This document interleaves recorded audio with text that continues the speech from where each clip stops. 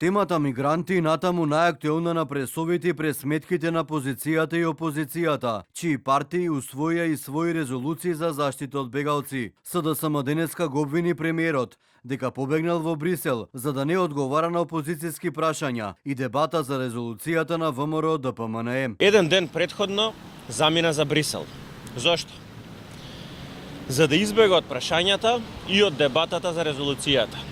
Откако побегна премиерот, нормално побегна и неговите министри. СДСМ нема да биде соучесник во ова национално предавство. Мигранти за пари. Нека си ја потпишат таа предавничка резолуција сами. Од ВМРО ДПМНЕ пак велат дека темата мигранти измислена од СДСМ за дневна политика. Затоа според партијата, опозицијските пратеници побегнале од собрание, кога требаше да се дискутира за нашата резолуција. Откако од СДС неколку недели уста не затворија за наводните мигранти, ширејќи паника дека само што не дошле во државата. Зашто сакаа да поднесат и резолуција во парламентот?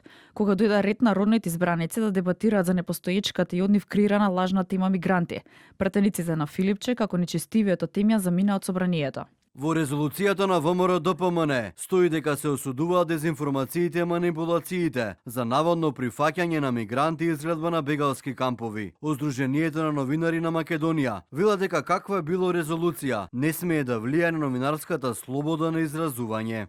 Загрижува фактот што во резолуцијата се прави директна врска меѓу дезинформации, ширење паника, без јасно разграничување меѓу политичка пропаганда, јавно мислење и професионално новинарско известување. Координаторот на пратеничката група на ВМРО ДПМНЕ Никола Мицевски за ТВ24 вели дека осудата за дезинформациите се однесува исклучиво за дел од опозицијата.